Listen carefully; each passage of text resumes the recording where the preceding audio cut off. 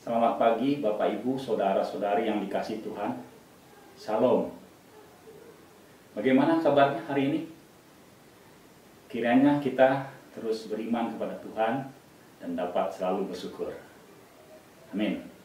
Mari kita berdoa terlebih dahulu, meminta karunia Tuhan agar firman-Nya kita pahami dan dapat kita turuti. Bapak Surgawi, terima kasih untuk karunia Tuhan. Engkau memberikan kami firman Tuhan dan kami memang ingin melakukannya. Tolong Tuhan supaya kami mengerti firman Tuhan hari ini dan kami dapat melakukannya. Terpujilah nama Tuhan, biarlah kami selalu aman di hadirat Tuhan. Dalam nama Tuhan Yesus kami berdoa dan bersyukur. Amin.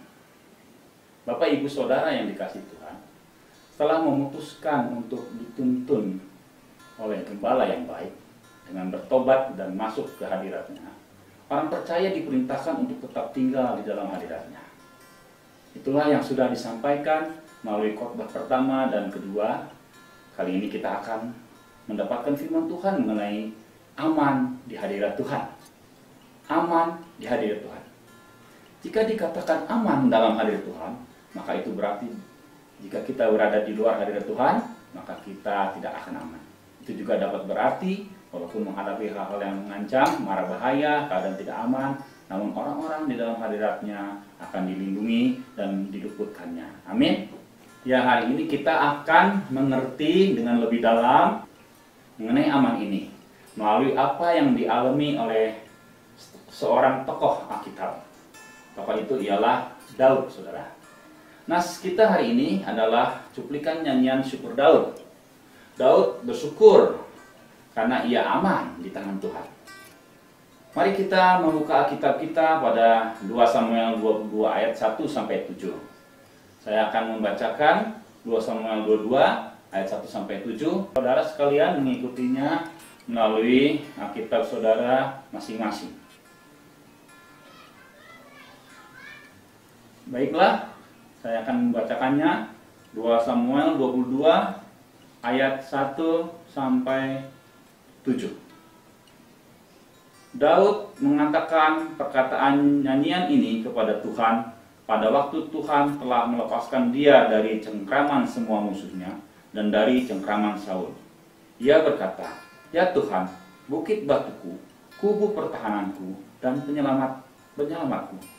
Allahku, gunung batuku, tempat aku berlindung, perisaiku, tanduk keselamatanku, kota bentengku, tempat pelarianku, juru selamatku dari kekerasan. Terpujilah Tuhan, seruku, maka aku pun selamat daripada musuhku. Sesungguhnya gelora-gelora maut telah mengelilingi aku, banjir-banjir jahanam telah menimpa aku.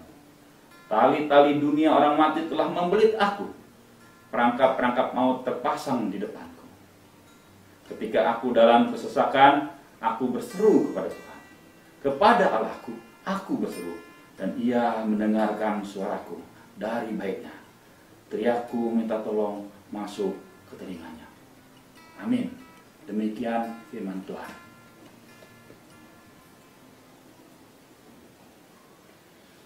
Saudara, mari kita bagi ayat-ayat ini dalam dua bagian, yaitu bagian yang pertama ayat 1 sampai 4 menunjukkan bahwa Daud melihat dengan mengalami hadirat Allah dalam hidupnya. Dan bagian kedua yaitu ayat 5 sampai 7 menunjukkan apa yang dihadapi Daud dalam hidupnya. Sesungguhnya gelora maut telah mengelilingi aku.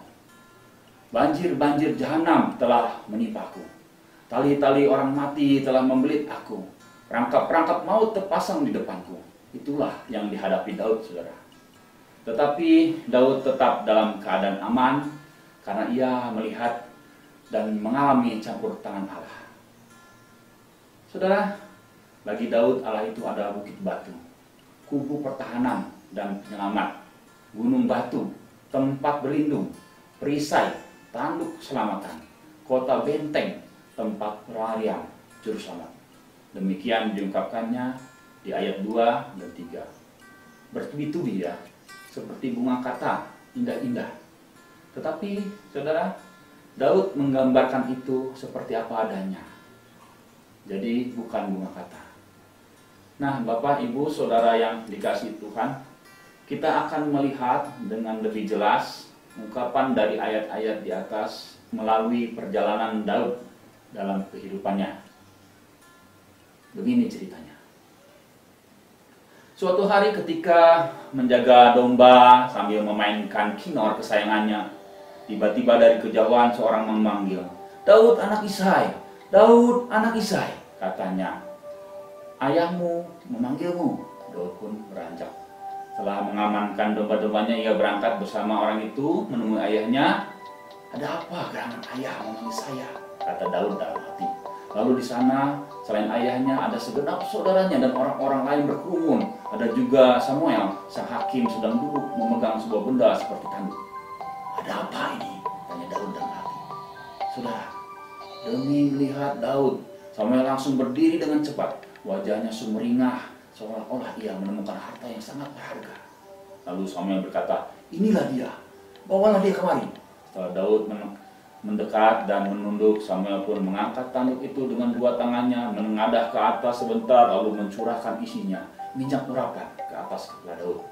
Itulah tanduk keselamatan Daud yang pertama, saudara, yaitu jaminan Allah bahwa ia pasti akan menjadi raja. Apapun kesulitan yang dihadapinya, Allah sudah menjamin. Betul saja saudara-saudara, setelah urapan itu Daud didekatkan kepada istana melalui suatu peristiwa. Pada saat itu Israel kesulitan menghadapi Goliat, namun Daud berhasil masuk menjadi pahlawan melalui kesulitan ini. Goliat yang bertubuh besar seperti beruang dikalahkan Daud dengan mudah, persis seperti dahulu Daud merobohkan beruang ketika ia menggembalakan domba-domba milik ayahnya. Sejak saat itu, Daud semakin dikenal bangsa Israel. Istana pun mengundang dia, khususnya ketika Raja Saul perlu dihibur dengan musik kinor lantunan Daud. Waktu berlalu, tahun berlalu. Daud pun bertumbuh semakin dewasa dan semakin berjasa bagi bangsa itu. Sampai tibalah pada suatu peristiwa. Waktu itu, ketika Raja Saul dan Daud pulang dari peperangan melawan Filistin, keluarlah orang-orang perempuan dari segala kota Israel menyongsong Raja Saul. Sambil menari-nari dengan memukul rebana, mereka menyanyi begini, "Saul mengalahkan beribu-ribu, tetapi Daud berpuluh-puluh ribu." Maka bangkitlah amarah Saul, dan sejak waktu itu ia selalu mendekati Daud. Saul begitu membenci Daud. Dengan dalih kerasukan roh, 2 kali Saul melemparkan tombaknya untuk menancapkan Daud ke dinding. Tapi Daud selalu dapat mengalahkannya, saudara.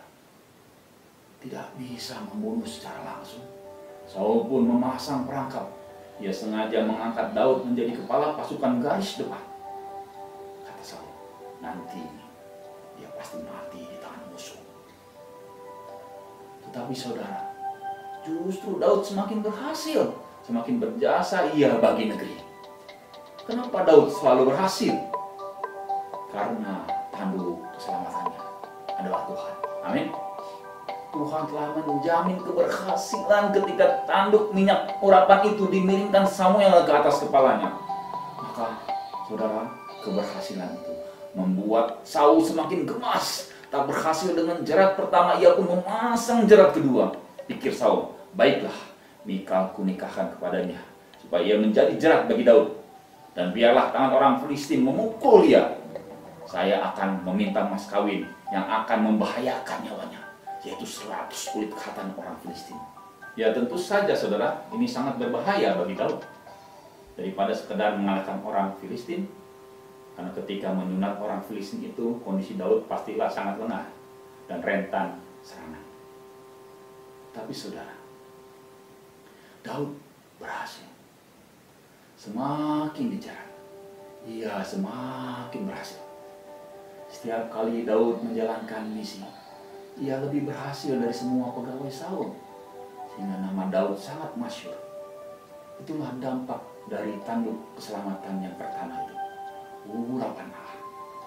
Urapan itu menyebabkan Daud berhasil meskipun musuh memasang jerat berkali-kali.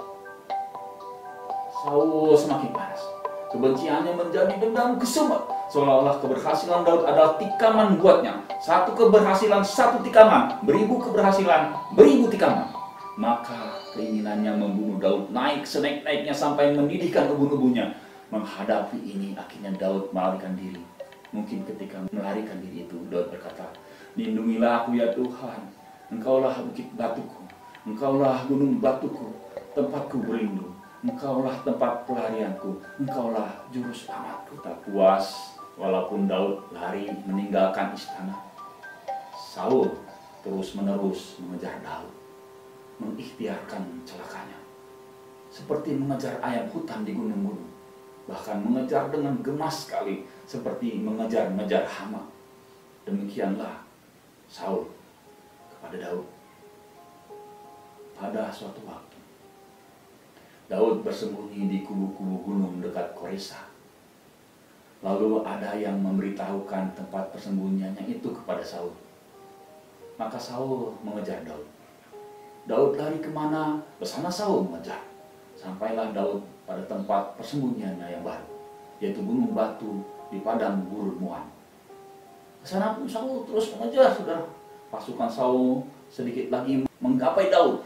Pekik-pekikan dan deru pasukan Saul sudah terdengar oleh Daud. "Sebentar lagi ku kepruk kamu Daud," pikir Saul, penuh gelora maut dalam hatinya. Namun pertolongan Tuhan terjadi, saudara. Saul dan pasukannya terpaksa mundur. Filistin telah menyerbu negeri, maka berhentilah Saul mengejar Daud. Wah, saudara, Tuhan meluputkan Daud sedemikian rupa. Pada saat itu saya yakin Daud semakin terkesan dengan Tuhan sebagai bukit batunya. Karena walaupun ia telah berlindung pada bukit-bukit batu, namun telah terbukti bahwa bukit batu yang sejati adalah Tuhannya, bukan bukit batu yang selama itu ia gunakan untuk bersembunyi.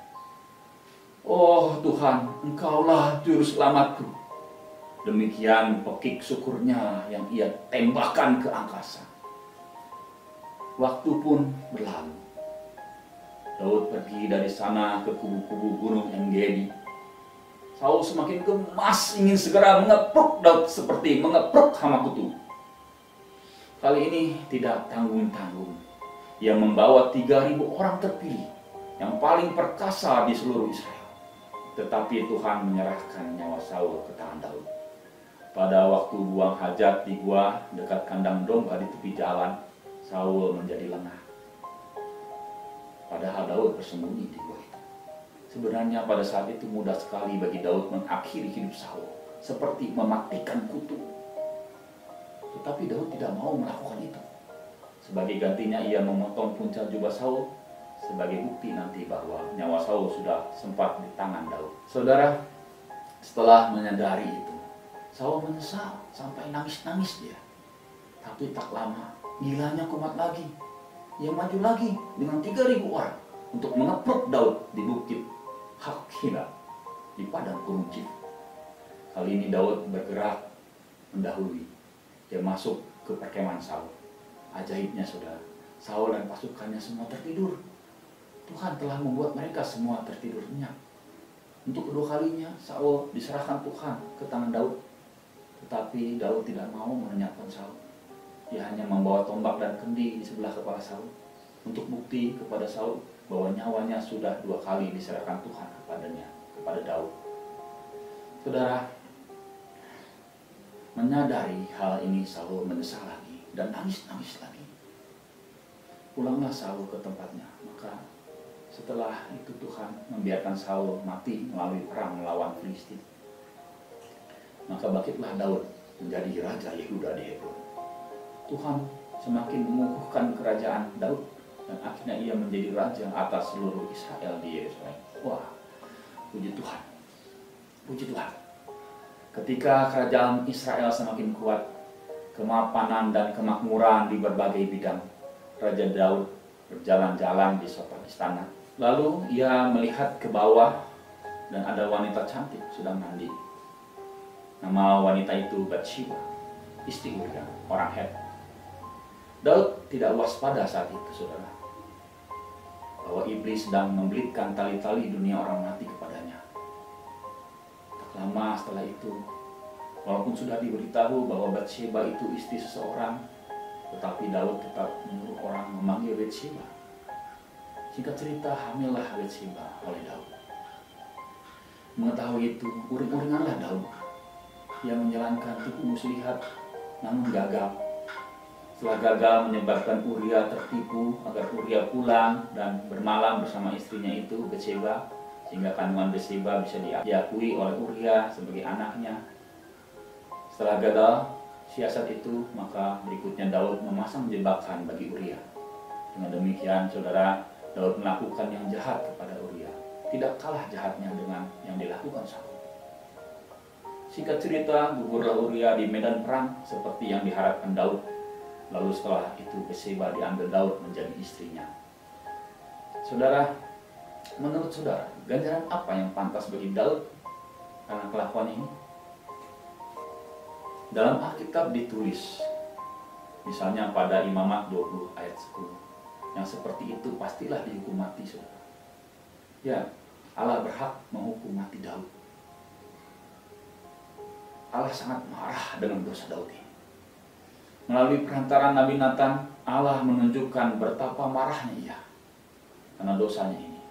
Daud akan menghadapi berbagai-bagai perhara dalam rumah tangganya. 2 Samuel 12 ayat 11 menyatakan, malapetaka akan kutimpakan ke atasmu yang datang dari kaum keluargamu sendiri. Saudara, Daud sangat sedih. Tetapi syukur, Daud bertobat sungguh-sungguh setelah teguran ini, sehingga Allah tidak menghukum mati Daud. Itulah tanduk keselamatan yang kedua bagi Daud, yaitu bahwa Allah berbelas kasihan, sehingga walaupun Daud harus menanggung berbagai konsekuensi karena dosanya, namun nyawanya tidak Allah cabut. Saudara, jika seseorang yang harus dihukum mati saat itu juga, tetapi ia lari memegang tanduk-tanduk mezbah, maka ia tak dapat dihukum mati selama ia berpegang terus pada tanduk-tanduk mezbah itu. Itulah yang pernah dilakukan oleh Adonia ketika ia takut dihukum mati oleh Salomo. Setipe dengan itu, saudara, sewaktu Daud layak dihukum mati, ia sungguh-sungguh bertobat. Dengan demikian ia berpegang erat kepada Allah, sang tanduk keselamatannya, sehingga ia mendapat belas kasihan Tuhan, dan ia tidak dihukum mati. Namun Daud tetap harus menanggung konsekuensi dosanya itu, saudara. Penderitaan yang harus ia alami sebagai konsekuensi dosanya itu sungguhlah pedih, saudara. Pedih sepedih-pedihnya dan berkelanjutan seperti bencana banjir di musim hujan. Banjir jahanam telah menimpa aku. Demikian bisiknya lirih dalam kehampaan malam. Daud sangat sedih sampai tempat petidurannya penuh dibasahi air mata. Bagaimana ia tidak bersedih? Tamar anaknya perempuan dicemarkan oleh Amnon anak laki-lakinya yang tertua. Bagaimana ia tidak sedih? Amnon anaknya itu dibunuh oleh Absalom anaknya yang lain. Bagaimana ia tidak sedih? Harus terusir dari istananya sendiri, bukan oleh musuh, tetapi oleh anaknya sendiri, dan lain sebagainya. Sungguh bertubi-tubi perhara itu seperti banjir jahanam, seperti banjir yang jahat sekali. Tetapi Daud tetap sanggup berkata kepada Allahnya, Engkaulah tanduk keselamatanku ya Allah, Engkaulah kota bentengku, Engkaulah tempat pelarianku. Karena itu ia ikhlas ketika harus pergi dari kota bentengnya di Yerusalem, keluar dari istana sebagai seorang pesakitan, diolok-olok dan dihinakan di jalan. Sepanjang lereng gunung Simei, orang Benyamin itu tak henti-hentinya menghina dan menghampirinya dan melemparinya dengan batu.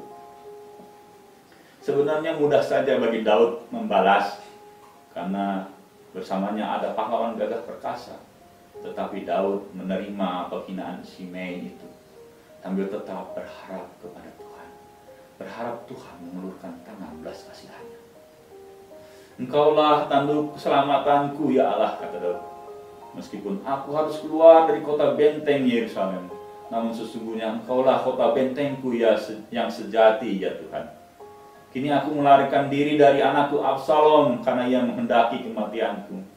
Tetapi Engkaulah tempat pelarianku ya Tuhan, hanya kepadamu aku mengadu. Demikianlah kira-kira doa Daud, seruan Daud kepada Allah. Saudara, tak lama setelah itu, banjir jahanam itu diredakan Tuhan. Walaupun Daud berada di luar kota benteng, namun Allahnya telah menjadi kota bentengnya, sehingga Daud tetap aman dan akhirnya berhasil kembali ke istana, sekaligus memenangkan hati rakyat untuk kembali menghormatinya sebagai raja. Tuhan memulihkan Daud dan kerajaannya. Dan dengarkan apa yang dicatat Alkitab berkali-kali mengenai Daud. Alkitab mencatat, Daud melakukan apa yang benar di mata Tuhan. Amin. Tuhan tanduk keselamatan Daud, membenarkan Daud, karena Daud memiliki pertobatan sejati. Tidak seperti Saul, pertobatannya kumat. Saudara, melalui nyanyian dan pengalaman Daud tersebut, ada dua hal yang sangat penting yang dapat kita mengerti mengenai aman di hadirat Tuhan. Pertama, aman di hadirat Tuhan itu bentuknya adalah penyertaan Tuhan dan perlindungannya. Tanduk keselamatan Daud yang pertama, selain menjadi jaminan keberhasilan, itu juga berimplikasi kepada penyertaan Tuhan dan perlindungannya. Maka Daud aman, meskipun perangkap maut dipasang berkali-kali untuk kebinasaannya. Daud tetap aman di tangan Tuhan dan berhasil menjadi Raja Israel. Saudara, di tangan Tuhan ada perlindungan.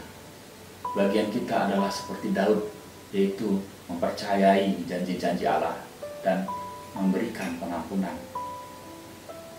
Kedua, saudara, aman di hadirat Tuhan itu bentuknya adalah belas kasihan dan pengampunan. Implikasinya adalah tangan Tuhan yang menopang. Mazmur Daud pada pasal 37 ayat 23-24 berkata, Tuhan menetapkan langkah-langkah orang yang hidupnya berkenan kepadanya. Apabila ia jatuh, tidaklah sampai tergeletak, sebab Tuhan menopang tangannya. Amin. Saudara, itulah yang dialami Daud. Belas kasihan dan pengampunan Tuhan mencegahnya dari tergeletak binasa. Meskipun tali-tali dunia orang mati mengikat dia, meskipun banjir-banjir jahanam melandanya, tetapi Tuhan, karena belas kasihannya, menopang, menyelamatkan, dan memulihkan. Amin. Bagian Daud adalah bertobat dengan sungguh-sungguh dan ikhlas menanggung risiko dosanya itu. Bapak, Ibu, Saudara yang dikasihi Tuhan, tidak ada gading yang tak retak. Daud begitu, kita juga. Tapi Daud itu sungguh-sungguh bertobat, saudara. Dengan demikian ia tetap aman. Bagaimana dengan kita? Bagaimana dengan kita apabila kita berdosa? Apakah kita dapat sungguh-sungguh bertobat sebagaimana Daud bertobat? Bertobatlah, saudara. Bertobatlah dengan sungguh-sungguh sebagaimana Daud bertobat. Maka engkau akan aman di tangannya. Amin. Mari kita berdoa. Bapak Surgawi, terima kasih Tuhan untuk petunjuk Tuhan melalui pengalaman Daud, melalui nyanyian yang sungguh-sungguh diungkapkan Daud kepada Tuhan. Ini menjadi contoh yang sangat baik buat kami. Karena kami manusia biasa tak luput dari kesalahan. Ya Tuhan, kami sering mungkin dalam perjalanan hidup kami kurang mempercayai janji Tuhan. Maka kami bertobat ya Tuhan. Biar kami percaya janji Tuhan. Biar kami meyakini bahwa keberhasilan kami adalah karena perkenanan Tuhan, bukan oleh kuat gagah kami. Ya Tuhan, apabila kami berbuat dosa ya Tuhan, bila kami memegang erat Engkau sebagai pemberi belas kasihan. Karena belas kasihan Tuhanlah yang membuat kami tetap memiliki harapan keselamatan. Oh Tuhan, jangan biarkan kami mundur dari hadirat Tuhan. Karena di luar hadirat Tuhan kami tidak bisa berbuat apa-apa. Bila kami terus di dalam hadirat Tuhan dan aman di tangan Tuhan. Terima kasih Tuhan. Haleluya. Dalam nama Tuhan Yesus kami berdoa dan bersyukur. Amin. Amin. Selamat pagi. Tuhan memberkati kita semua.